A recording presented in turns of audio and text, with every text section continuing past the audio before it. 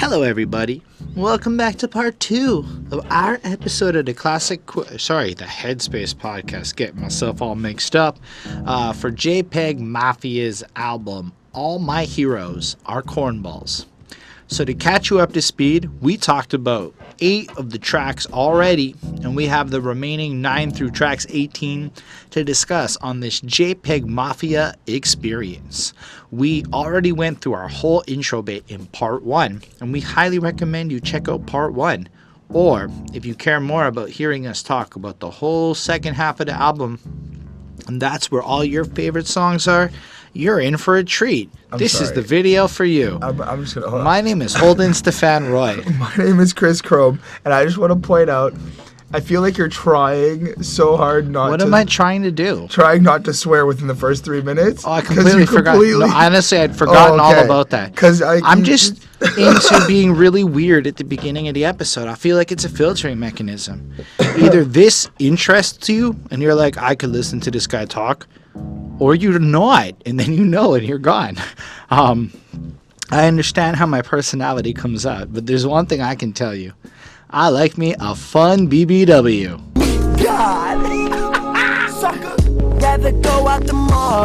Saying a fun BBW, that's a good time. That's all I'm trying to say. Y'all know what I mean. Doesn't matter what you admit to your friends. You can tell Holden on the internet what's up. We can be honest with each other here. Everybody likes it. Not everybody admits it. Everybody likes it. What do you think about this song, Mr. Christopher? I don't even know if you introduced yourself. I was being weird. Yeah, I said Chris. I'm here. The song kind of, I didn't catch much from it. It was okay. All right. Thank you. Very insightful. I'm sorry. I'm coming back to it. I'm trying to just remember. We took a bigger break than anticipated between part 1s and 2. But I don't think I understood what the song was actually about. It seems. Do you know who Brian Wilson is? I do now. I do now know. No, but like in general. No, I didn't know until this song. I think it's Polyphonic, who really has good music videos if you're like into more of that theory and kind of slash biographic slash why a person's great type videos. And somebody or another broke down a video on the genius of the compositional nature of Brian Wilson, where he would not necessarily compose with the way most people would, but still bang out some excellent music. Right. I mean, honestly, who doesn't like the Beach Boys? You might not be like your favorite thing, but a Beach Boys song comes on and you just kind of move a little bit to it. You can't help but recognize the vibes and the talent of what came off of that. So in a sense, the obscurity but the masterful compositional skill. By calling himself the Black Brian Wilson, in a sense, it's comparing himself in a more braggadocious sense to a legendary creative mind. And I think that's funny because it's also Big Beautiful Women, which is funny just because of how he plays up on that title and calls it BBW. I can tell you one thing. Bonnie was very curious what this song was about. Am I saying anything about Bonnie? Nope. But I am saying she was very curious what this song was about. And then I said Brian Wilson. And then she's like, oh, that's less interesting. But in the beginning, it does sound like he's having some intercourse and he's breathing kind of heavy, like, you know, it just sounds like it. And then some girls kind of talking. And so I would be really concerned because the way that the girl is talking, it doesn't sound like she's huffing and puffing either. No, but he's huffing and puffing. I mean, right. So it's like, so there's one of two ways. Either you're not doing it right so she can have a convo. He's doing it right. Or are you like smashing some next thing while there's one there? I just pictured it like this was meant to allude to like he's having a moment with her. Or maybe, I don't know about you, but I can have a full-blown regular-ass conversation in the middle of huffing and puffing away because I'm a fucking weirdo like that. Yes. So, like, I mean, I'm talking like basic-ass... Other people might not like this sometimes. I've learned that shut up is something that has entered the sexual lexicon of my life. But I'm not your average dude. I'm just not. Because, you know, I'll be in the middle of it and I'll have a thought. Like, y'all have seen me have thoughts, right? And then I go off on these little tangents. Like, listen, just because I'm doing it I can fucking doesn't mean I'm also not thinking about some other thing. at the same time. What's It's the an grind effective, schedule for next week? or like it's an effective way to also not finish a little early is to Yeah. but then you get sometimes a little too lost in that, and then you want to talk, and you don't. You guys are probably a little bit more like you're a fucking weirdo, Holden. Yeah, that's why I just came up with the greatest podcast idea. I mean, like, on the real, though, if I wasn't a weirdo, the ones that like me, that watch the show, wouldn't be watching, so we roll with that. Either way, rap in prison. I know these basement dwellers need a villain, which plays up on that Bane comment from the last episode, so maybe Chris is right. Chris has been, like, killing it this podcast, trumping me left, right, and center. How you living? Is young Peggy without no pot to piss in? So... what's fun fact about having a pot to piss in, I actually know where that expression comes from because I looked it up. Please enlighten. In the Great Depression, if you were like real poor, Right. one of like the bootleg ways you could make money, if you had a pot, was to piss into the pot. And then the people who do the leather thing would use your pee to tan the skin and create leather. So you could literally sell your pee-pee if you had the pot to pee in. So the dirtiest of the dirt poor were so poor that they didn't even have a pot that they could piss in. And this is not fake, guys. You can Google this, for real. But that they didn't have a pot to piss in, that was like, you were that poor. Because, I mean, if you have a pot, it's a couple little coins there and maybe get some there's bread. an opportunity. Okay. I thought that was amazing. So... he's pointing out that he's coming in and he's not rich. He's a heartthrob. We pack pistols. We make your heart stop. Right. Which is a cool idea, right? Because a heartthrob's typically somebody who breaks hearts. But in this case, he breaks hearts in a literal way with lead. I don't know. I thought I came in with this nice flow, man. Still can't believe I'm getting paid off this art today. Damn, Peggy. I like that damn Peggy sample thing. But it's cool that he has his energy, and it's like... it doesn't feel like he's trying to like throw it down your face that he's better than you. Mm-hmm. It's almost like he's bamboozled that it's happening and that it worked, and it's like encouraging. I do work on a stage. I still feel like a fan. When I pass, I hope everything I did mattered to you, baby. If it didn't, fuck it. When my body frigid, all this music gonna keep Peggy living. And again, I love the idea of how he foresees this musical endeavor as a way to immortalize himself, because I recognize what he's doing there. Like, let's be real. Our generation of millennials wants to be remembered forever because everybody told us we was special. So we all have this condition where we want to achieve something. Like, personally, everything I do in my life is on my one like step closer to a wiki page. Like, if I got a wiki page, I made it. That's to me a real like measure of success in my life. Like, cool enough to have a wiki page. I'm not yet, and I know that. But one day it's coming, boys and girls.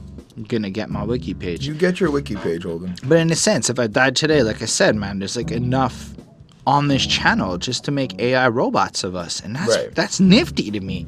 Like, in a sense, even long after I'm gone, there's people who are gonna be able to kind of know who I am, and you too, and you know. But I mean, isn't that cool? So what's cool about it is that what's cool about it to me is that we are part of history now. Yeah. But what's not cool is that it's not everybody. But you know what's just on like that note? I mean, it is anybody could do it, and that's hold on. Anybody can do it. You can always start doing XYZ creatively.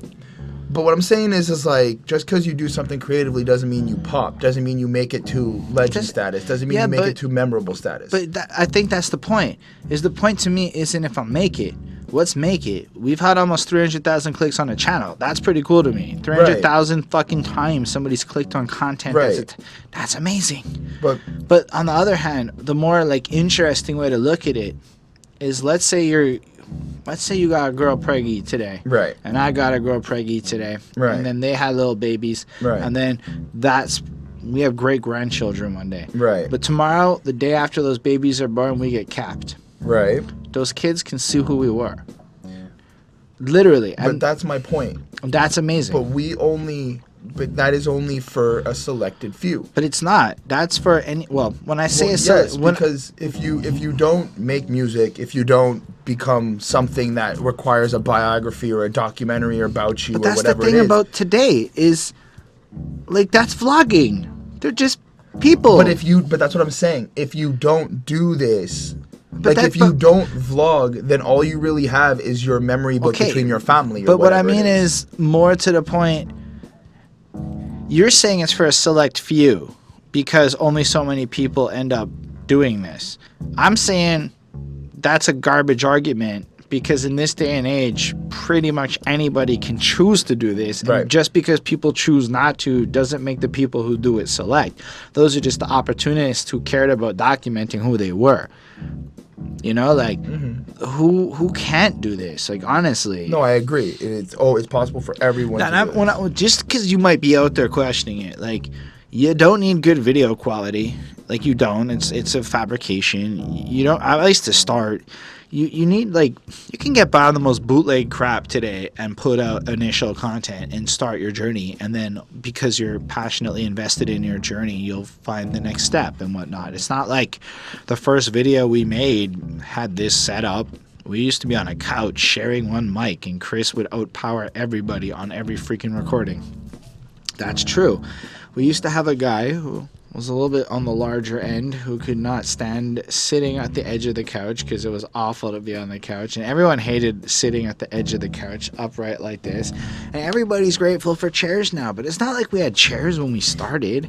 So, like, my whole point is it doesn't really matter where you're at. If you really push it and you have that zeal, you can get there. And I think that's what really I like about him, you know? Rather go out the martyr way. I agree, man. I'd rather go out the martyr way and to be a little pleb. Something interesting I've been thinking about. You guys might find it boring. This is the kind of shit I think about during sex. The middle class. So, basically, the lower class and the upper class have a lot in common. They're both really about distinction. Right. Got to stand out. The upper class because they're bored and they can do what they want, and the lower class because the only way to get the fuck out is to be distinct. The middle class is all about conformity and boringness, right? So in a sense, a lot of the music industry is the middle class. It's everything you're supposed to be. And it's kind of lame to me. And I think it's lame because I come from the lower class, like the welfare type shit.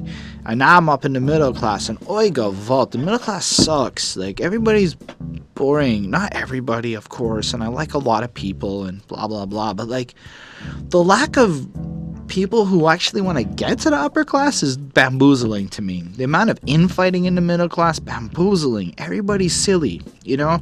Anyway, I'd rather go with the martyr way because it's just more interesting to stand up, you know, to make art that could maybe get myself paid off, to have a mind that I refine in such a way where I can define concepts and maybe try to explain things, or I don't know, what we do here. I didn't expect to be a podcaster. We're not even on podcast networks yet. That's coming. But, like, look at, like, life is just weird. I don't know how I got on this tangent. See, this is the JPEGMAFIA effect on this review. But it's of that being said, it comes down to just I feel like using that line, rather go out as the martyr way, he's defining just you should do everything to leave an imprint. You shouldn't just let life go. That's how I try to live, all right? Like, right. And it's not often one of my biggest problems dealing with people is the fact that I actually believe that too. But not everybody does. Anyway, I like how he goes, it's the Black Brian Wilson. Smile at these crackers who want me dead. And I like how he uses crackers. There's something about, like, a rapper willing to use that word that I respect. Because, you know, some people's crackers. Especially, like, not all honkies. But if the cracker is the whip cracker or the slave, that's where the term comes from. And you look at the music industry, top-tier executives treating their artists almost like slaves in some regards. I think it's an interesting metaphor for those particular people. Fire helmets won't protect your head. Don't get sent to Jesus filled with lead, little person.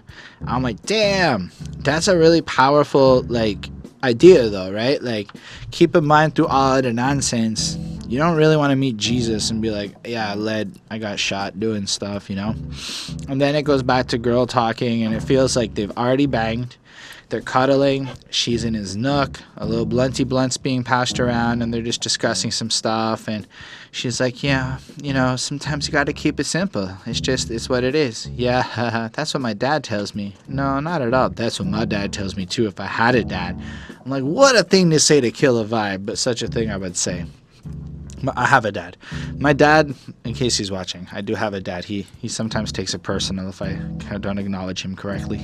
That's what my dad tells me. No, not at all. And then he goes, my dad doesn't. Cuts her off, and he's like, yeah, like she's back to sucking his dick or something. Right. Or I don't know, maybe it's just going on, but it really just felt like some of this was like organic conversation that actually came from girls he was fucking or whatever, and having a little like this whole song was conceived maybe with a little BBW in the room he was smashing, or not, or maybe that's just an act. But I like to picture it was like that's how it went down, because sometimes you can write music with a girl next to you. I'm just saying, sometimes, and it happened to me once. They're willing to actually fillet you while you try to write lyrics. I tried it once. I did not get very far. Didn't. It's your priorities. You have your priorities. Well, I mean, I'm willing to philosophize in the middle of sex, but in the middle of the blowjob, it was hard to focus enough to actually write lyrics. I wanted to. Right. I don't know how Freddie Mercury have her bent over as you're like writing your lyric on her back or whatever. I mean, I think I could do it better now, but. Oh, we got phones now. Well, I mean, I think I just could have the focus to do both of these activities at the same time in a way where a younger me was sitting there going, it's so cool that this is happening. I wasn't very useful. I've been there, I've done that. Now I could be like, all right, let's get to business. My whole thing is I played Halo and I got fellatio and it was great. We're talking about rating bars, though. I know, but I want my Bohemian Rhapsody. All right? I want my Bohemian Rhapsody. I like this song. I didn't really kind of catch what the whole overall message was, but I did like the how he wants to just be idolized and kind of just have, like, when he's gone. And the martyr line really is the one that just really stuck out with me, because like I believe that too. I want to continue my family's name, but in a way that really stands out and not just have kids and kind of keep the name going. Well, yeah, just to interject, I give it a 4.25 because I love the idea of it. I'm not as into the sound of it. I gave it a 4 on 5. Just, it was okay. It was really short. I think it was more intended of like a nice little break. I like the idea of like having this stream of consciousness conversation with somebody there. But I also do think it fits really well after the last song. Like, there's something that he does where it's almost like he kind of does these little callbacks to other songs on the project to kind of make it all feel linked, like when he brings up the villain line at the beginning of this one. Right. Anyway, do you have anything more to comment here? I feel like I cut you off and the internet's going to get mad at me again. No, it's totally fine. We're on prone now. All right, so prone is when you face down, and perhaps you ass up, but you face down, you prone. No, prone is when you're on the floor with a gun. Like when you're gone prone and you're in Call of Duty. Like, is that what it is? Yes, when you go prone. That's why he makes the reference. Next song is prone, and I'll explain why. No. Likely to liable or suffer from or experiencing something typically regrettable or unwelcome. Lying flat, especially face downward. I was lying prone on a foam mattress and maybe my ass went up. Oh, shit. We both were right. Put 'em on. I ain't here to go try to get silicone. Let's get it on. Yeah. Peggy felt that he wanted to make a punk song. This is from his words while speaking with Apple Music. He wanted to make a punk song with no instruments. Quote, this is a song that made completely digitally. I feel like people in other genres, specifically rock. I go back to rock a lot because rock spends a lot of time trashing rap. A lot of people in rock have this idea that rappers aren't talented. In my opinion, we're fucking better than them. End quote. I mean, he goes, we're better and we got deeper shits and etc. etc. And I'm like, there's not a lot of rock left. Like, what rock?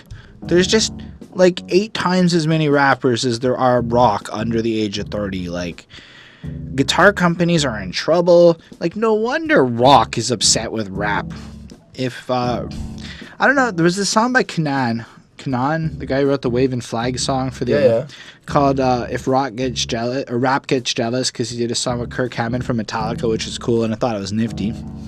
But it's almost like rock's getting jealous of rap a little bit. But the interesting phenomenon that's happening with rock music is all those kids that used to make emo bands before they grew up and transitioned into thrash and metal and all the other stuff. Well, they're like Lil Peeps and stuff, so they're all making hip hop. and it's really weird. They're not buying guitars because they're learning to make beats and doing emo singing on rap music. And I think it's super nifty how... But I mean, I think... So, I can understand how, like, we think it's nifty, I guess, in terms of, like, just respecting hip-hop. No, it's and what nifty it is. because it's freaking changing musical trends and guitar companies are going out of business. But if you're strictly somebody who's, like, really just into punk or, like, rock and who wants the authenticness of the instruments, I mean... It makes total sense that you'd be hating on things that are beating you. That's what I'm saying. Anyway, it's sad, but because I like punk and whatnot. But then he said there's a punk song, and I'm like, sorta. I think the punkest part of this song to me is the end when he flips it into the super nice shit. That is the punkest part of this song, in my opinion. Otherwise, I felt it was a cool industrial experience. I thought it was really fun to listen to. The sound is really, really nice to me. I like the switch up. I actually give this a 4.5. To me, this is one of the best songs we've listened to. So I guess he, in some way, succeeded in tapping into the punk in me and making me really happy because I love punk music. Nice. I don't like the fact that he's trying to, like, bash punk people, but I love the fact that instead of just trying to be a complete, like, whatever about it, it's like he took it a challenge upon himself to capture the spirit and energy of the music that criticizes him and show he can do it better. And that's hip-hop as fuck, and I really like that. Nice. So anyway, lyrically this is fine. It's just got like a fuck what you heard what fuck you heard what I said, Lil. Come on, fuck. You know what it is. You know, just got like this energy to it. Right. Ha. Now you want to start, big dog. Ha. Now you want to bark. Get the thing. Let it spark. Peg Lord should have died in the aughts. That aughts is like 0 or past. I couldn't figure out what aughts was. It's cool how like even if this is supposed to be like punky and it's kind of got that rock element and that heavy sound to it, it's cool how even like basic rap flows kind of fit. Like this isn't no tricky. He's not doing anything tricky on this verse. He's being dope. Right, he's being super dope, but it's not like tricky back and forth. I don't even think I've really commented a lot, but he's changed his flow up multiple times on this. He's very clear in the way he raps. He's got this energy that makes him actually interesting to listen to. As like vocally, he's distinct. Like I feel like I could pick out his voice amongst others in like a cipher, you know, like he's actually got like something to him. Well, one of the many voices he uses, like he does have different. But like his core voice, in a sense, you get used to how he like is. I really like how he goes bullets through his neck and his backbone, filters, no stalking. One shot turns Steve Bannon into Steve Hawking, because that's a pretty freaking like political line in the sense that dude I think was Speaker of the House or whatever, and then Steve Hawking was paralyzed and shit, and then that's referencing the bullet through him. So basically, in one shot, boom, he Steved you up into a different thing. I thought it was pretty freaking hype. It's just got this aggressive energy. Like he was really mad and he just let off with some lyrics, and I really enjoyed that. But then once it was done and he let his aggression out, it flips into something almost serene and peaceful. It's the ocean and the trees and the birds and the bears and oh my god, guess somebody shall beauty. And it's just really nice, and it's such a cool juxtaposition that I think it's one of the more standout tracks on this album to me. It was cool. It's pretty short, so I kind of listened to it a couple times just to kind of really try to get into the feel of it. It's not really my sound, to tell you the truth. I'm not really into the whole like heavy, rocky type of sounding music, but I am really kind of impressed on how like he's giving very different variations of styles. He's really kind of in tune with using very particular sounds in the beats, and really like he's really got a nice ear for music. And I like how he's not afraid to kind of twist up with the instrumental. Like he'll pause it, he'll break it, he'll play around with it, which really adds more value to the song itself, the way he also kind of flips with the lyrics and stuff. He's done this throughout many tracks on the album, but like it's just it's nice and it's very consistent, and it's really just like, that's cool. That's how he did that, and it's like different variations of it. Overall, though, I don't really have much to say. I'll be completely honest. I gave it a 4 on 5. I thought it was a pretty decent song. It's not like it's anything bad. Had a nice well, Chris, life's hard. Here's a song about Sorrel.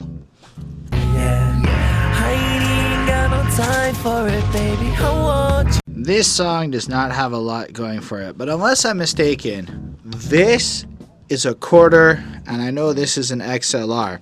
So switch that quarter to an XLR, as most mics have the XLR. So Maybe yeah, it's a dick pun. I thought it was, this song was just I don't know, maybe. Either way, I thought it was fun that I had a wire that I thought could illustrate the prop of that lyric just sitting around. Like, no lie, I didn't even know I had that wire until like an hour before we started recording episode 1. I was goofing around and Chris was like, "Can we just start already?" I don't sound like that. He does to me. I'm kidding. I'm trying to be funnier on the internet. I'm bad at it. I'm sorry. All right, 100%. Ahem. See, 100% real with y'all. Switch the quarter to an XLR. I ain't even got no time for it, baby. I want you out of myself, even if I got a rhyme for it. It just kind of sounds like he's in a vibe. He's just trying to do his thing. He'll do whatever. It almost sounds like he's a little drunk, because apparently the Sorrel is a Jamaican drink. I don't know that I've had it. Even if I got a rhyme for it, it's not important to the world. Drink it when I want to, sip it when I want to. Sorrel, whatever. I feel the heel, drink up. And it honestly just sounds like he put in a little song because he was having a little goofy time drinking a drink, and this came out of it. And then, you know what? I don't think it's that much deeper than Life's Hard. Here's this random ass song about a drink, because I think the world needs something simple like that sometimes, because it plays into the idea of sometimes having a simple thing, which he referenced earlier on the album. And then, I don't know, 4.25. It was fun. It was nice. The term surreal means like not real, right? But it's not, it's Surreal, but surreal. I know. Like, it's like beyond the existence of reality. Like, something is like so ethereally weird, it's not real, but it's kind of real. Like, Right. So, in a way, the song is kind of like things get hard, things get difficult, right?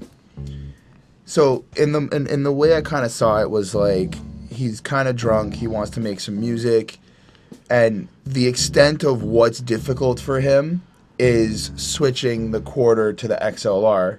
He ain't got time to waste, and he wants this person all to himself. I kind of feel like he's expressing that in a way of like, these are what make me feel, and like kind of what have me feel like bad days or whatnot. Like, times get tough. These are what I have to deal with.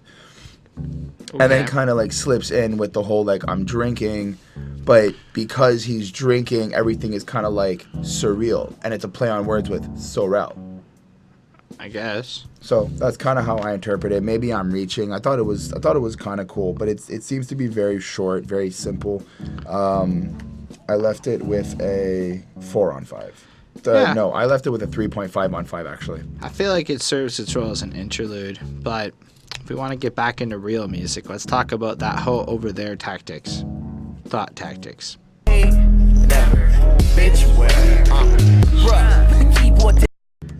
Alright, Chris, how do you feel about the Thot Tactics? I thought it was cool.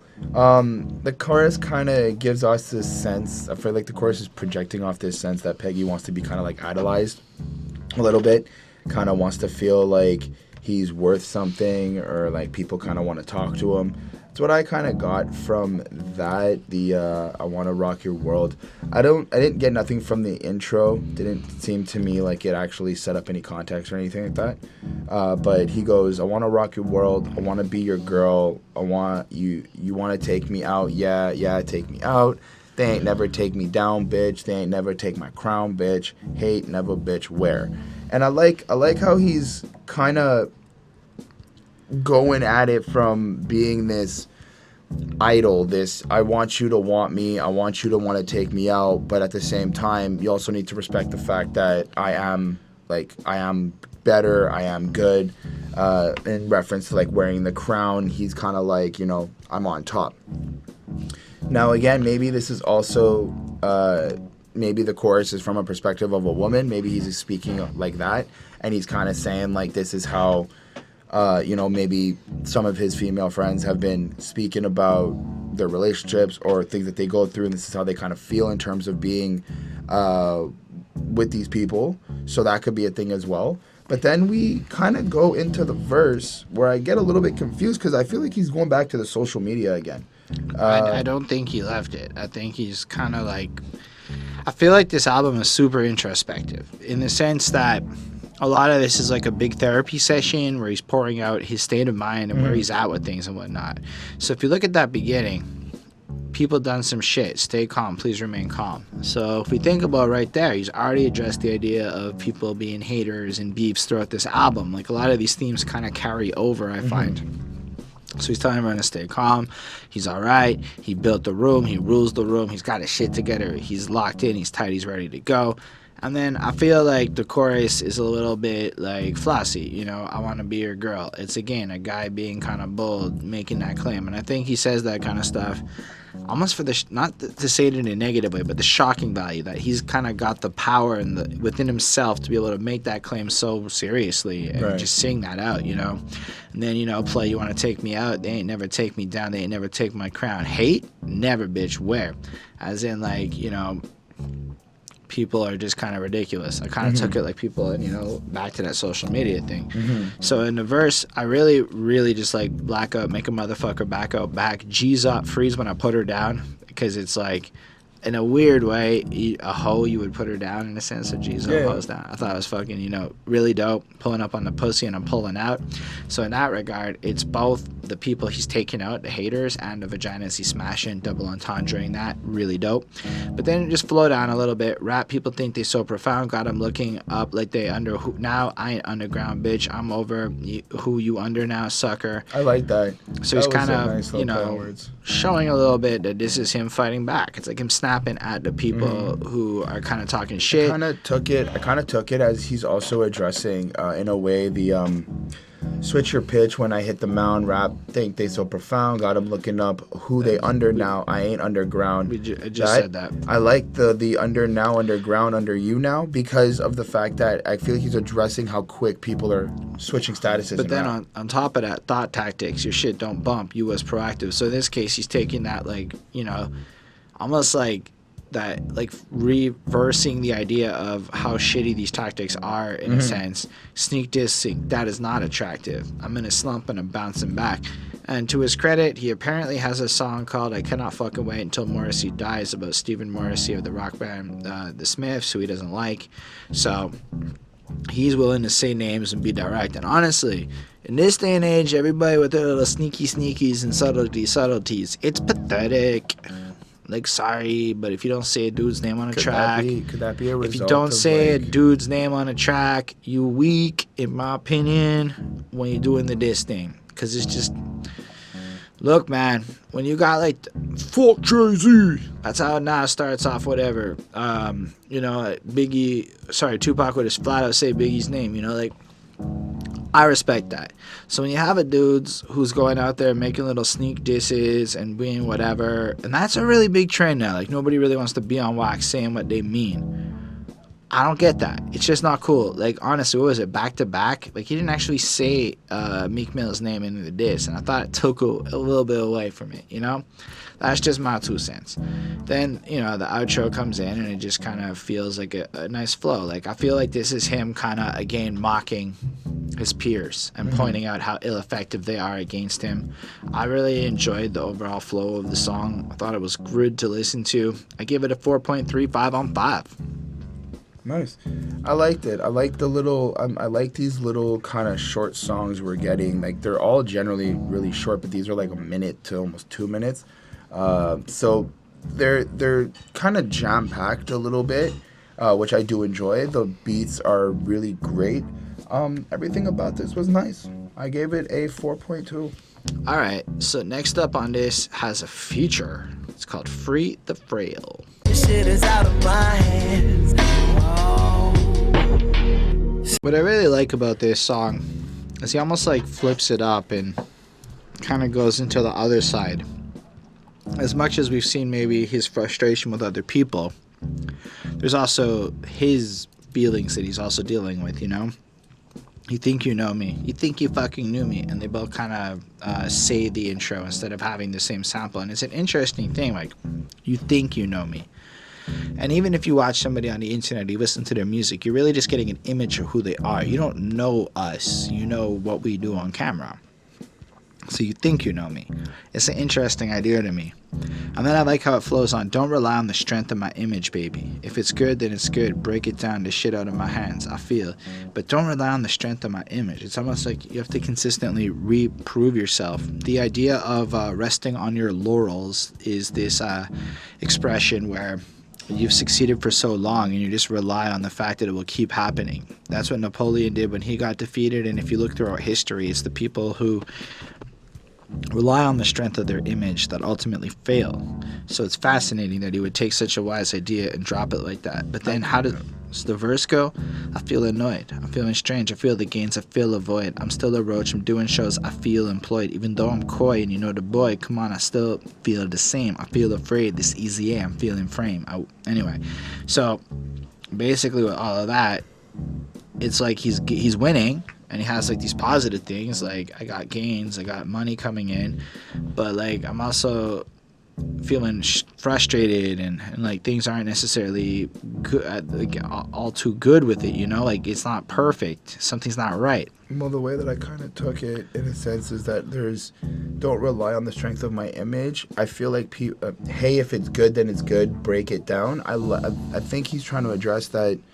Just because I make good albums, don't expect all my albums or all my songs, or don't always expect me to do the best that I always do. Kind of like I took it from like the other way. I think it's more like I recognize within myself that I can't rely on the fact that just because it worked the last time that it's going to work again, and therefore I have to hit it that much stronger. I have to come down much harder. I see that. I think I just kind of look at it, I think I kind of take it from the other side as well, just because the whole where he's like kind of dealing with the anxiety of like he's feeling anxious and trying to fill the void.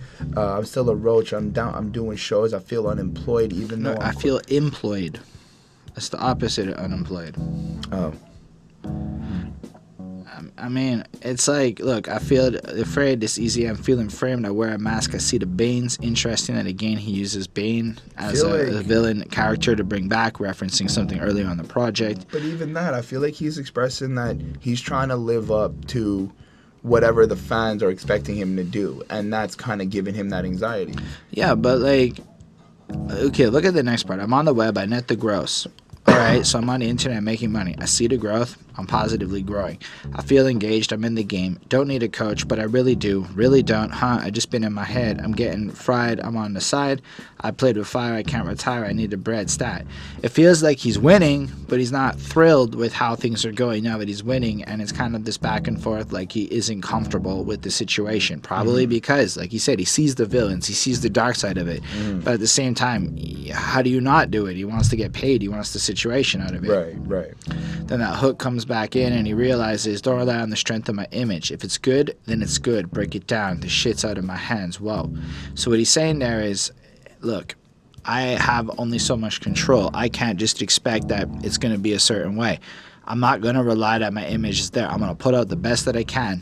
And if it's good, then it's good. And if it's not, then it's not. But that's even where I kind of also say, like, that's where I think it's kind of like he's addressing, we need to stop holding, I feel like he's trying to say, like, we need to stop holding rappers or artists or people who create to a certain standard just because they were able to do one thing. I mean, I look at it more like, as a person, you shouldn't expect that if your first album banged, that your second one's gonna bang. It's more about your ego and the way I think you like present yourself, right? Okay. So, I mean, you might be right. I'm not saying you're wrong. I'm saying I took it a lot more like, as a person, just because last week's episode was good doesn't mean this week's episode is good. And every episode we have to try, like, you know, otherwise, you know, you're not going to progress and grow or get to the next level and whatnot. Right. And then I like how in the second verse he kind of goes a little more into his past. Look, I used to walk around with guns on me. And then his ad-lib, stupid ass part. Like, it's not a good thing. It's just who he was. I used to spin that bass to Michael Prophet. I used to think you wasn't popping until you had a stalker. I'm no alpha male. I'm Carly Rae. You Braden Walker. And, you know, it's just kind of reflecting a little bit on maybe the differences between him and others. How he used to have a foolish life and he's not really like these other guys, and, you know, he's playing to it. Y'all be playing to Jehovah, I be praying to Hova. You know, so y'all be praying to God. I'm looking at Jay-Z. I never whipped or sold the Yola, still out the Nova. Still sold out the Nova. So I never did that thing, but look at that. I still made all this money. Never sold drugs or have to do anything, but I was still able to be this. Yeah. So then, you know, we have the little thing. I don't want to die. I don't want to, whatever. There's some clapping. It's like this weird experience that you're going on at this point. So you get to the end where the Helena Deland feature is just basically singing on her own and there's almost nothing else. Oh, you think I'm lying? Fuck out of here, dot. Saying quicksand's too thick to stand. Figure out what it is that you need. I'll step out for a minute to breathe. You know, like it almost feels like her little ending is kind of taking his entire emotional state and breaking it down. Like, look, I just need to kind of figure things out and understand what's going on, because on the set of footsteps in the sand, I'm not being carried. So the typical metaphor is that one set of footsteps in the sand is there because God is carrying you, and therefore you don't see God's footsteps and you think whatever, but no, he's carrying you. But he's saying, no, I'm not being carried. I'm just on my own, and it's frustrating. I thought that was really cool. And I like this one. I give it a 4.5 on 5. Nice. I gave it a 3.6, unfortunately. So you're not feeling this project no more? I didn't feel this song. I didn't feel this track. I caught myself being distracted. I caught myself, like, wanting to do, I don't know, it gave me this, like, radio-y feel to it. Like, this is something that if it was in the car, I could kind of picture me just going on, like, a road trip and just the radio playing and this comes on. But I wasn't really, like, too into this song. I do like, you know, a lot of the things that you covered. We kind of highlighted the same things, but overall, it didn't stick with me. So 3.6. All right. So next up, we can discuss a post-verified lifestyle, something I would like to achieve one day. You get put on the spot, and you're. All right, Chris, how do you think about Peggy on this one? I like this one. I like how he presents the verse. They're pretty cool. Like, just kind of how he goes through it. I like how in the first verse he's kind of got this, like, energy of wanting to just express how he's feeling. So, fuck, I'm feeling like fucking you up. I still got that sign, and I still got that cig in the truck. I'm treating this bitch like a cuck. Bert Mac loading it up. Like, it feels like he's angry again, and he's kind of going at it. Trying to get some of that anger off his chest, which is good though. Like the way he's going down this verse is so like high energetic. Was cool to me. Hit your neck and your back in your blunt circle. That was cool. I like how it's kind of like a double entendre. Blunt circle, rotation, smoking weed, but at the same time, like, his circle of just homies, and it's kind of like acting blunt, maybe acting rowdy, or just kind of like really just you can catch them anywhere. So that was cool. Around you, send you to the sun, going up to the heavens, going up into no longer being around. I don't hide from you bums, I survive through the slums. I like how he's kind of breaking it down where he's coming from, giving you that like reconfirming that he's not somebody you really want to test. Because he's been through some of the dark times, but I also kind of felt like this was just a little bit of like flexing a little bit more in terms of just like I'm kind of the best, so don't really fuck around. And then we go into part 2 because there's apparently 2 parts to this, and Apparently.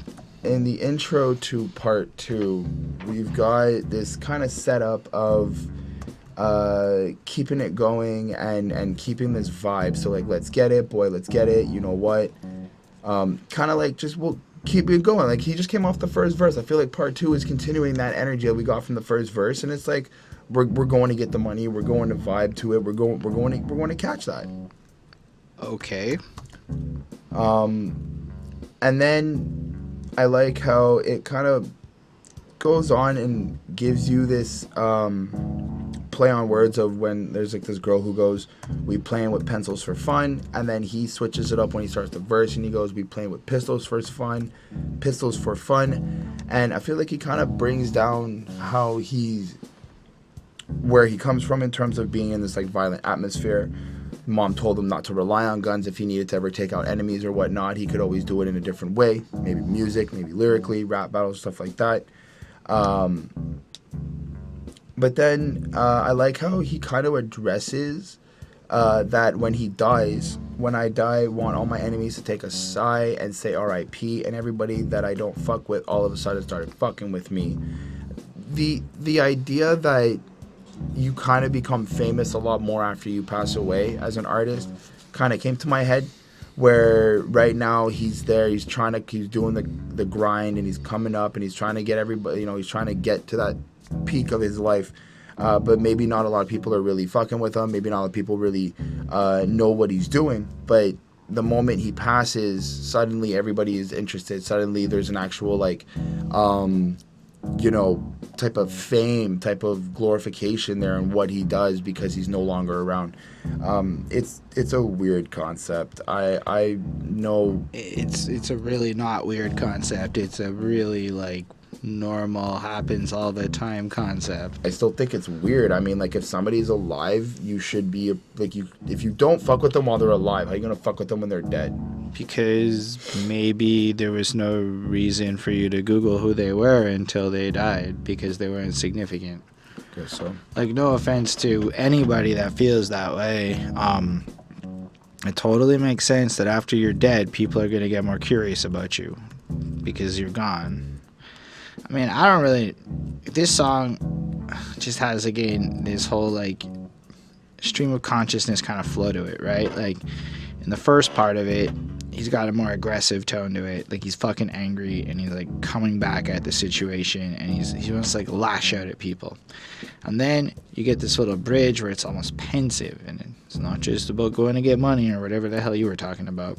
I mean, literally, you know what? You get on the spot, you're supposed to be talking about something, but you don't know what to talk about, this very moment. That's right, what's going on right now, huh? So it's literally a little bit there about blanking out and not really knowing what to say. So it goes from this angry flash out point to, I guess, in the moment, something happens. And then it ends with playing with pencils for fun, and it almost feels like he flips into how pencil's pistols, so his pencil is the pistol, and his mom saying don't rely on no guns, so he's pointing out, nah, lyrically I'm coming at all y'all, is what I took it. Labels say I'm fatal to fun because his music's fucking weird and it's not gonna pop in a way where they're gonna make money back. When I die, I want my enemies to take a side and say RIP. Alright, so he's so good that he wants them to take that side of relief because they have nothing to worry about no more. He's gone, nothing else can fuck with them, I guess. I don't know, it's a cool line in the sense that it even has a sense of empathy for the people he's with, And then you're the line where people are basically all of a sudden excited. And I think it's just taking common anxieties of what happens after you get famous, because it's a post-verified lifestyle. I think the last couple of songs have been kind of looking a little bit about his fame. What it's like to basically go viral and become a sensation, and then how you're going to cope with that, and a lot of that is the instability. Incredible, took an edible, thought my keyboard muttered to me, oh, you think you up and coming, G? Nah, up and comers really think they me. So in a sense, it's he got fucked up, and if you look at what he's saying there, he realizes he's actually achieved a point to the point where people are copying him. Bitch, I'm Beanie Single mixed with Beatles with a dash of Doom and 98 Degrees. What an eclectic mix of artists there. Pop music to lyricism to, iconic whatever. So then it just kind of shows it's the young black Ali G, falling out before I catch your feet, hit the Mueller, let me down with ease, baby. And you get the sense that he's trying to stand out, make his mark, sit there, go down in history again and do his thing. And then, look at that refrain. How you want to turn me on? I can never be alarmed. It's all your parameters have been set and shit. And then just outro. Damn, Peggy. That was hard. And it almost feels like he's not necessarily gloating to himself, but really just painting out a lot of how he sees the world now and in his position in it. And post verify because these couldn't handle me, because these really think a handle could handle me. He's beyond, I guess, where everyone else is trying to change. He's chasing a lifestyle that's next level compared to everybody else. I also kind of took it, really think a handle could handle me in terms of Twitter handles. Yes, as in everyone's trying to get verified on Twitter. He's post that. He's beyond that shit. So I thought it was like an interesting concept, and it like flowed through, and it really elaborated almost on the same kind of themes we've been feeling. But overall, I don't think it brought a lot new to the table, and this was another 4.35 for me. I gave this song a 4.2. The energy through it, though, is what did carry me. You need to speak louder. I gave it a 4.2. I did enjoy the energy he gave through the track. I did like how... What I do find myself really enjoying from a lot of this is how he, and I probably said this before, but really plays with the beats and plays with the music and brings it together. So I gave it a 4.2 on 5. Anyway, the next song is called Basic Bitch Tear Gas. You thinks he's fly and also known as a buster. This is a weird ass cover of fucking Scrubs by TLC, which I can tell you really makes sense once you look at the title and you hear what it is, because it's kind of it's a good way to describe TLC's No Scrubs as is Basic Bitch Tear Gas. It's funny. He doesn't even like really fuck up the lyrics. Scrub is a guy who thinks he's fly. He's also known as a buster, always talking about what he wants and just sits on his broke ass, you know? I don't know how to like comment on it. He just took TLC's lyrics and he redid the song in a way that really fits the project. It fits the effeminate theme that he's been dropping consistently, where again, my thoughts on that are basically alpha males are all blah blah blah, I gotta be a guy, blah blah blah. So he's owning the fact that he's a real person. He's got some real tenacity to him. So he's doing all this effeminate crap, honestly, so that he baits you into thinking he's weak, which I think is clever. And this is a great way to put it on. It's just kind of funny to listen to him sing No Scrubs, because he's like, I don't want no scrub. Scrub is a guy that can't. I mean, who doesn't like that song? It was an unexpected cover. I like it a lot because he does it all to make it very JPEGMAFIA-y. And it's pretty cool. It's a 4.5 on 5 to me. Don't really know what the connection of it all was. I think that it was presented well, and he, did well with doing a remix of it. No, but think about it. Aren't all these other whack-ass rappers really just scrubs? Broke-ass motherfuckers who are trying to get his attention and fame, and he's tired of that shit, as he's explained for half this album? Well, actually, it's cleverer than I thought, because until you said that, I didn't even think of that. I guess that makes sense. The way I kind of looked at it was more of him just being like, and I don't know how I got this, but more like, giving dudes kind of like the blunt message of, this is what girls don't like. If you're trying to pick up a chick, don't be these. But I think he's, like, again, comparing his peers to Scrubs, right? Right. Because everybody knows this song. But in the context of this album, he's really described these internet assholes as Scrubs. But I mean, so maybe this is just me, but I feel like the reason why I guess I kind of went down that path was just because, like, when I hear TLC sing the song, as much as I completely respect them and understand what they're doing, I still kind of feel like it sounds a certain way. Like, it just comes off a certain way. How? I don't know. I ain't good enough. If you honestly feel that way, you're not good enough. I mean, sure, and that could be. That's like you're wearing the shoes of a song about a loser. Right. So then We're talking about the guys who comment and thirst on pictures, the guys who hit up girls in the DMs and go, "You're so beautiful, I'm a nice guy, why aren't you dating me?" Talking about broke ass motherfuckers going on, like, not willing to do the basic part. A scrub is a guy who thinks he's fly, not is fly. He's also known as a buster. Yeah, there's guys exist, we all know them.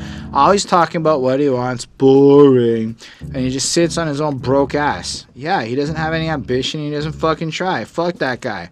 So no, I don't want your number. And no, I don't want to give you mine. Yeah, it is a certain way, because a certain type of guy deserves that shit. Scrub checking me in, his game is kind of weak. So the guy's approaching her, but doesn't have good game. Well, if somebody approaches you and doesn't have good game, does that make you a certain kind of way because you're not interested? No. That's my point. You just admitted you was scrub on camera, though. Anyway, you even deny it just now. See, this is why I'm an asshole on the internet and they don't like me. That's okay. See, I know I'm a fucking buster of some kind or another. I'm totally fine with that because I'm a real motherfucker in that regard. I don't know where I'm going with any of this anymore. Give the song a 4. Dot's freestyle remix comes next, and once upon a time I was a scrub, but not anymore. Now let's do a freestyle remix. Picker. So, do a feature for what? Bro, I've been dying to kick. So, Chris would like to make it clear that I was again being a dick, which I can admit, and I assume that Chris was dissing TLC, and he wasn't dissing TLC, therefore Chris is not a scrub, and he wants everybody to know that. And I apologize for living up to the comment that said I have to be more polite to Chris, and I recognize that I'm not always polite to Chris. Sorry, everybody. I'm saying that sincerely. I know I sound like a dick. It's tired, and I work a lot. That's not an excuse. It's just what happens. So, Chris, I understand you're not a scrub, and I want your number. I want to give you mine. Anyway, see? I can admit it. It's either that or delete all that shit out, and we'll see what happens. Chris is like, why are you doing this? Just end this podcast. Just go fucking home. No, there's still 3 more songs here. 3 more beautiful songs. Dot's freestyle remix. How did you feel about this one? I liked it. I thought it had like a really, really cool, fresh energy to it. Mm-hmm. Like, here's the thing about this album. I didn't really get bored or anything. I think like this album, in a sense, comes off like one really big song to me that kind of goes through this experience that drills home certain themes. Like, I stuff a Glock in my bitch pocket. Bitch, stop it. Skinny Peg Papi. Which is funny because he has a track called Big Populator. I put the pedal to the metal. We go Nicki Minaj. One deep, baby, can't stop it. And then I like the fact that, again, he calls it to Nicki Minaj, as he's basically only really compared himself to women throughout the whole album, which we've already established my feelings on. He's just showing how alpha he is by being so beta. And I really enjoy that because it's true. Like, Nicki Minaj is a beast. I'd love to fucking compare myself to her. She's awesome as a character. She's so entertaining. She's so successful. And who cares if she's a woman? She's somebody to look up to and learn from. That's how I look at that. I don't know. I keep a shoddy bottom bitches not harm me. How could I not be? Everything you copy, huh? I kill rock, now I'm sending bullets at you zombies. Apparently this is just a freestyle he did. Which I like, and I usually like the... Sorry, go on. No, I was just going to say, I usually like the freestyles because they don't come off as... They're just different. Like, you can tell that I feel like he's having a lot more fun on this one, just in terms of just the flowing, the way that he's presenting the lines. So I like the freestyler songs. Everything, even what he's saying, doesn't even sound like it's presented as any of the other tracks he's had before. Like, even listening to the track, you get it. Like, it kind of really just comes off like... I feel like it absolutely fits the rest of this album. I'm not saying it doesn't fit. I'm saying it's not like constructed verse. It really kind of gives off this idea of like off the dome. I suppose from a flow perspective, in the way the verse feels, I'll admit that does feel a little more freestyle-esque than the rest of it. But from a song composition point of view, there is no norm. Every song feels like it could be random like that. Like, sometimes there's an interlude, sometimes there's like 2 seconds of pause, new verse. Right. So in that regard, I'm not sure I fully agree with how you broke that down. But yeah, I feel like the way he spits the verse is very clearly a freestyle, and it gives it freshness in the energy of it. Lyrically, it fits the album. However, I really like he goes, "These step into me, end up Gianni Versace," which is fun, which is a cool line because I believe he got assassinated, like shot point blank range in front of his house. Then there's a little interlude, say do a feature for what, bro? I've been dying to kick it. I'm too big for my britches. I'm too rich for these bitches, rich in spirit, not in wealth. Don't get it confused, you feel me? Again, do a feature for what? And that's an interesting point because it starts off like, yeah, I'll do it for whatever. It's easy peasy. I'm cocky, whatever. And then you realize, I'm rich in spirit, not wealth. And then he goes, do a feature for what? Like, I'm not doing this for free. You best be willing to pay me because, I kind of need some money here. That's the actual situation. If you want to be on a project. I kind of took it as like, why should he feature with anybody? Or why should he? I took it like for free, right? Because it's specifically the wealth part. Then do a feature for what? Like for exposure, for because of what? Now, like, you have to pay if you want the privilege of that feature. Like, what the fuck for? Like, why am I actually gonna put that time and effort? Right. And then Buzzy Lee comes in, and you know what? I'm afraid of everything, written like a ghost up behind the wind. I'm a fool with the thing, written like a ghost in the wind. That's totally fine. It just kind of sounded nice. I didn't really get a whole lot out of it, but I feel like it complements the overall angst that a little bit JPEGMAFIA has presented in terms of managing the success that he's facing. And then Abdu Ali ends us, and it's fine. I don't have a lot more to say. We're talking about the story. I'm about to fucking cry. And the song kind of ends, and it's very short. I thought it was very sweet. It was alright. I'm going to give it a 4.35. I think my favorite part is the beat.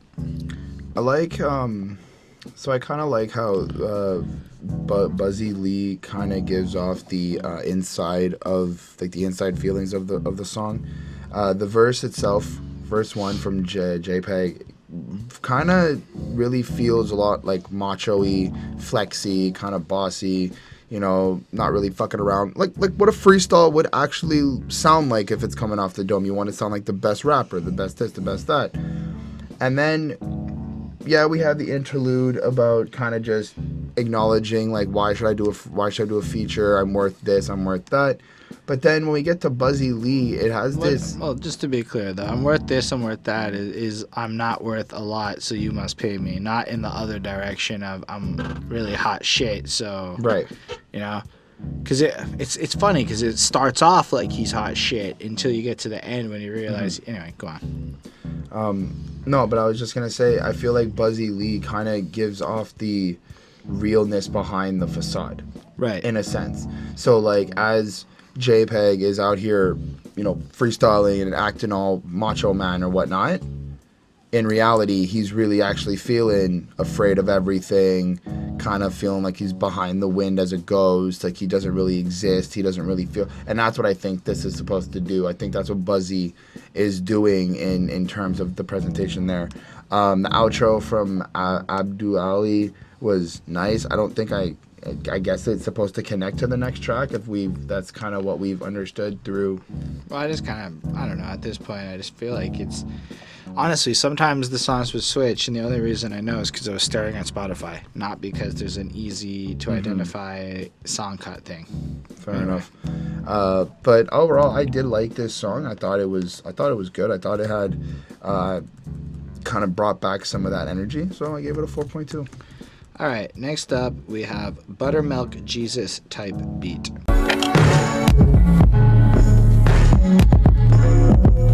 Apparently, Buttermilk Jesus is another name that he has given himself, Mr. Piggy has given himself. And we already discussed our feelings on the type beat situation, on the JPEGMAFIA type beat. You know, it's kind of playing up on that notion, bringing it back again at the end of the album. And this one is him mostly flexing from an instrumental point of view, because it really is a nice, kind of complicated, really interesting sounding beat. And there's not a whole lot of lyrics, right? It's just, we gonna get real nasty in this motherfucker tonight. Damn, Buttermilk Jesus instead of Peggy. You know, it just kind of sounds really cool. And then it flows out, and then Buttermilk Jesus, and it just kind of ends. And it's piano-y, it's nice. And I kind of like it because it's like a little breath of fresh air before we get to the last song on it. And I think the way that this album flows with all the different cuts and stuff, like I said, being like almost like a singular experience, it's nice. So 4.25. Gave it a 4 out of 5. I thought it was good. It does what it's supposed to do better than the last one. This was actually a beat. There was a different type of transition throughout the song. I heard different sounds. It was nice to listen to. 4 out of 5. All right, so the last one is called Papi I Missed U.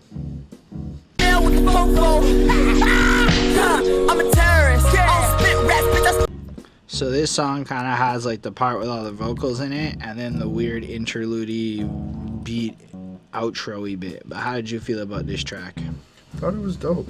I'm pretty sure I missed the message of what the song was saying, but I did like some things that he was going on about.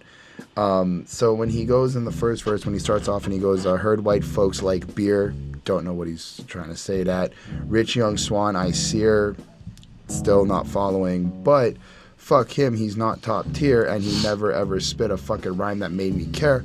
Feel like he's kind of coming from the perspective of people who just keep hating on him, and he's kind of like feeling that people are not really paying attention to what he's doing. Maybe it's white folk, maybe that's part of the first line, but I'm not quite sure. But then I like how he kind of comes around, and I feel like He goes, big strap, looking like a dildo, looking like a creep when I kick door. Because he got a big dildo gun. Young black male with a fofo. I'm a terrorist. I don't spit raps, bitch. I spit rhetoric. I like how he's kind of just taking that back and going like, I don't care if you guys don't pay attention to me. I am going to make waves. I am going to. But then when he follows up the terrorist rhetoric line, and I be in your kid's mind getting leverage. I hate old white. I'm prejudiced, but I'm gonna take you money like a reverend. Better than me, rather you. I'm gonna bury it. So I feel like this is him just like going balls to the walls. Like he spent the entire album kind of culminating a lot of different emotions. And I think this is kind of putting it all into one formal like attack, right? So there is a degree of, you know, not liking white rich people that he's seen who have held him back, especially in the executives. But like I love the hook, like bold, bitches, shady, records, gold, cracker, pay me. There's a degree of I'm gonna make my money. I'm here and I know the game. Again, like I believe he's specifically talking about the rich white folk who run the music industry, who basically crack the whips and get what they want out of him. Pay me. Round here is people think shit gravy. Black M's been got since the mid 80s, since a little baby left wing Hades. So people have been making those millions since that long. You know, now it's like, you know, he's coming in for it. He heard white folks like beer, you know, and he flows in from there as we put it out. But I do think that there is a degree of, yeah, the people who run the show, these old rich guys, don't get the culture. So I'm coming in, I'm storming through, and I'm going to do something interesting, whether you like it or not. I'm trying to lead these people to freedom. Peggy Harriet, again, comparing himself to Harriet, you know, like another strong female person. Take target practices on an Aryan, redneck tears, woo, what a beverage. And again, dead cops on my songs, that's hilarious. So he's kind of frustratingly taking out at the different villains who have made him feel persecuted. He's basically making rage music for his people. Are you mad because you see? It's also calling out to samples too. Like the Dead Cops thing is literally he used a sample from a band called the Dead Cops. It's part of the Genius Annotation. But fair enough. It's cool that he's making these references, like, and he's always connecting the album. That's something that I did enjoy, was that it's you're getting the literal lines, and then when you think about it, you're going back to a different track that he's connecting to it, and then you're getting a different reference. Like, that's super dope. And then, you know, you get that second verse where he goes a little quicker with the energy, and I like how he's like, I'm going to show you what this hype about. I know, figure it out. Bulletin for Columbine. I heard he wanted nicotine. Cig up on his chin. I make him move like Pistol Pete. Flash the burner in his face and make him pray to me. And it almost feels like, on the other hand, he's going back to the fact that, you know, white kids shoot up in such a way, and he makes them feel a certain way. And I thought it was strong. It was politically charged, and it really had a lot to like say about how he feels, you know. I really liked it. I don't have a lot more commentary on that. The musical outro lets you kind of ride this aggressive wave for a quick second, but also lets you really just kind of absorb it in a sense and really, I don't know, let it resonate. And I thought it was really interesting. Like, I really thought this was an interesting song. It's a good way to end out the album, and yeah, I give it another 4.5 on 5. I thought it was interesting as well, in the sense of like packing it together. But I think just overall it was a nice way to kind of have another type of stream of consciousness, and not just talking about one specific thing, and kind of going through different topics as well, to make sure that, in a sense, kind of just like a full circle in a way. So that was nice to me. I was okay with the long outro. I'll be honest, I cut it short after like the second time I heard it. I just kind of cut it short. I didn't really let it play all the way through. But I think it does leave this nice little ability to give the listeners, you know, that time to kind of think about what was said, really kind of reflect on the album while still being in that vibe, still being in that mode. Like, you're not fully done and you kind of change your aspect to something else. You know, you're just listening to whatever's fading out, and I think that's a cool effect. I think that's something that's really nice. For me, I gave the song a 4 on 5 though. Alright, so that brings us to the end of the project. For this album, I gave the thing a 4.3805. I think it's a very strong project. I think it's an experience.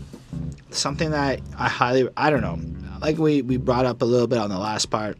I feel like this is the kind of album where it's best enjoyed if you go through the whole thing as an album and run through those 46 minutes and it's like let it flow, because everything is just sequenced so nicely together. A lot of the songs even have it where like the beginning of the song really only appears on like the last track, so in a sense it's like you can't even get the full experience of the situation without hearing like the whole album in a row. So with that in mind, I think it's an amazing experience, and I'm actually understand where Anthony Fantano feels, where JPEGMAFIA is an interesting artist, where throughout the thing, it's composed in a way where he does all of the mixing and mastering and composition of the beats and the vocals and just the different cuts and the little pieces before and after songs. Everything just flows so intimately well that it almost feels like you're inside of his mind, and I think that is amazing. I also love the constant female references to kind of man up like in that way, where like he's just happy to bring it up like that. It's refreshing. It's not something you would normally see, I would say. Overall, I like this project and I'd highly recommend it to people. As a first run through of JPEGMAFIA, this was very impressive. Kind of left me with a little bit of an acquired taste, a little bit that. I'm interested now. I want to go back and see what you can. I want to go back and see your other projects. I want to see what brought you to this project, where you were influenced from in terms of your other work. So it was a good way. I guess this was a really good. If you've never heard of JPEGMAFIA, this is one of the good albums that I would suggest listening to, just off of my own experience as well. Because we haven't listened to other albums, and it's a cool intro album for us, what about you as like the fans? Do you actually think this is a good intro album, or which would you recommend as like the starting point? Absolutely. Overall, the album got a 4.17 on 5. It was good. I enjoyed it. I am going to go back to it and listen to it a couple more times, because there's certain things that I feel that I can take away. And I don't mean like lyrically, just as much lyrically, but as well just creatively, artistically, just the way he performs the verses, the way he takes the pauses and the things. Like there's really just different techniques that you could really learn and really appreciate as an artist. So I do like that. On that note, I completely agree with you. I do think he approaches this a lot more artistically, with an intent on creating something lasting than a lot of other commercial acts will do. Anyway, thank you all for watching. We appreciate you being here. It really does mean the world to us that you would watch these podcasts. Apologize for all the times I was aggressive and unpolite to Chris. I'm working on it. I'm learning how to be a more polite person. I'm terrible at it, but we learn. Go watch my 2017 videos. You'll see the growth. I promise. But we really do appreciate your comments, because a lot of our growth comes from, watching your comments and having to accept realities. But you guys can teach us a lot. So the next time we talk about Peggy here, if you guys leave some informative ass comments, we're going to be all that much smarter. So yeah, if you do like this channel, you can feel free to hit that subscribe button, hit the like button if you dug the video. Special thanks to the patrons: Milka Dempsey, Chris Prado, Jonathan Barnes, CJ Black, Hurricane, Lindo, Williams, Coney Sparks, and I hope I got everybody. Yeah, they helped us get a new camera. That's really awesome of them. They get to tell us what albums they want to see us review, so you'll see those reviews cycle through. And we're going to get our website up soon, and honestly, the Patreon people have really helped. So if you want to help thank you. Let us get to the next level, that's a great way for you to do so. Otherwise, we also make music, so you can check that out in the description of the video. And you guys are awesome for watching. I think we said that already. And let us know what you thought. Have yourselves a great day and all of that good stuff. Peace.